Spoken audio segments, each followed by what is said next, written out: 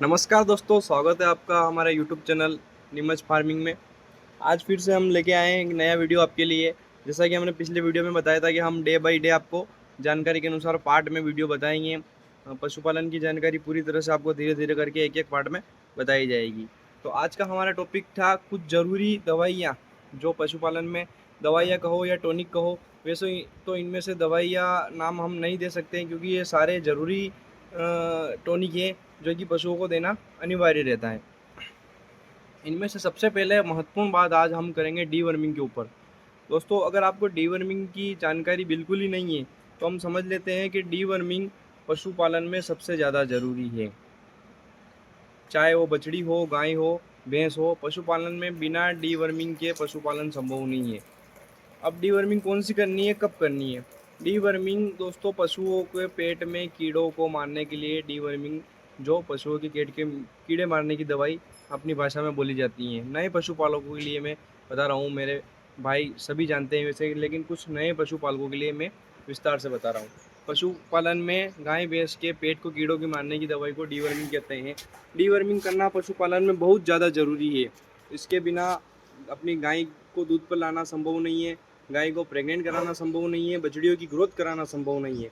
Deworming हर 3 महीने में बड़ी गाय की करते हैं हम। सबसे पहले शुरुआत करते हैं हम छोटी बच्ची से। छोटी बच्ची जो होती है 15 दिन की, उसको हम वीरबेक कंपनी की एल्बोमार उस पर डोज लिखी होती है वजन के अनुसार। एल्बोमार उसको पिलाते हैं। अभी हमारे पास है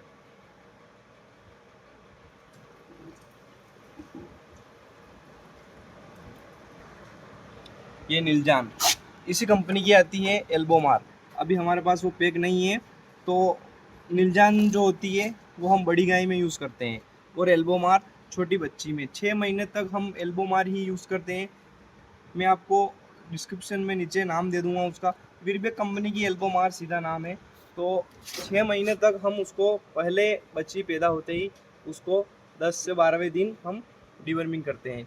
उसके बाद उसको जैसे ही वो 1 महीने की हुई फिर एक बार हो जाएगी, लेकिन मतलब महीने में 2 बार हो गई। उसके बाद हर महीने होगी 3 महीने तक। उसके बाद 3 महीने की जैसे ही हो जाएगी तब तक उसकी 4 डिवर्मिंग हो जाएगी।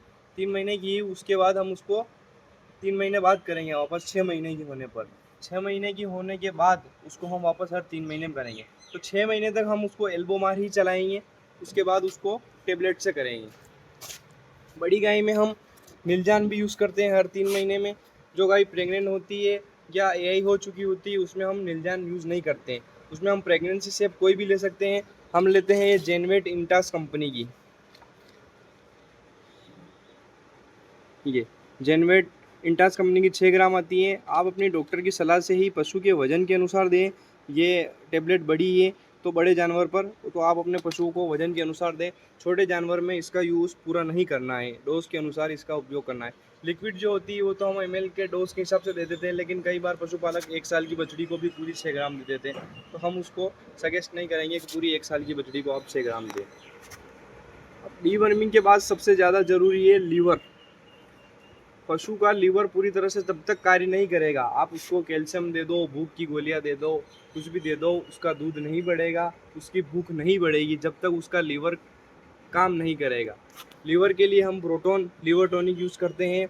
जो हमें लगने लग जाता है कि पशु कम खा रहा है, थोड़ा सा प्रोडक्शन डाउन हुआ है, हम उसको 3 दिन तक 100 ml लीवर टॉनिक दे देते हैं। 5 दिन तक भी दे सकते हैं।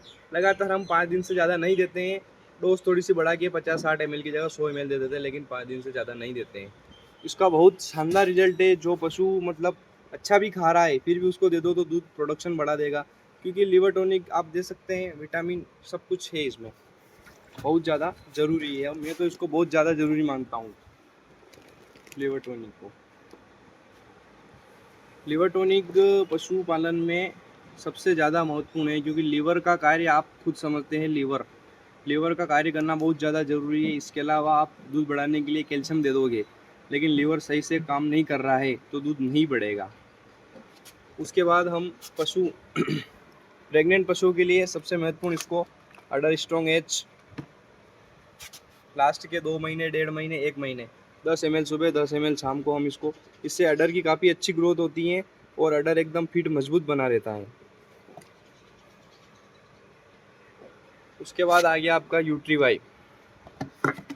पशु जब बच्चा दे उसके आधा घंटा बाद हम इसको डोज के अनुसार पिला देते हैं। 200 ml देते हैं, जैसे 100 ml डोज है इसकी, हम इसको 200 ml देते हैं शुरू में, उसके बाद 100 ml रोज़ यूट्रीवाई को देते रहते हैं। इसकी जगह आप इन्वोलोन भी यूज़ कर सकते हैं नेचुरल कंपनी का। ये भी जहर गिराने में सहायक, पशुओं के बहने के बाद बच्चादानी की अच्छी सफाई के लिए। और अगर थोड़ी समस्या ज़्यादा है तो यूट्रीवाई ही यूज़ करें, नॉर्मल समस्या में आप इन्वोलोन यूज़ कर सकते हैं। ये हमारा लिवर टॉनिक ही है। तो आज का हमारा टॉपिक यही है कि पशुपालन में जो महत्वपूर्ण दवाइयाँ हैं। और सबसे पहले मैं आपको बता दूं, डीवर्मिंग का ध्यान रखना आपको बहुत ही ज़्यादा महत्वपूर्ण है। डीवर्मिंग जब तक समय पर नहीं होगी तब तक पशुपालन में आप आगे नहीं बढ़ सकते हो। डीवर्मिंग बहुत ज़्यादा ज़रूरी है, लीवर फंक्शन करना बहुत ज़्यादा ज़रूरी है। ये दो चीज़ें तो इन सभी दवाइयों में सबसे ज़्यादा ज़रूरी ये दो चीज़ें हैं। इन दो चीज़ों को आप साथ लेकर अपने पशुपालन में चलें। धन्यवाद दोस्तों, मिलते हैं अगले वीडियो में। चैनल को सब्सक्राइब करें, हमारे साथ जुड़े रहने के लिए बेल आइकन को प्रेस करें, वीडियो को लाइक करके हमारा हौसला ज़रूर बढ़ाएं। धन्यवाद।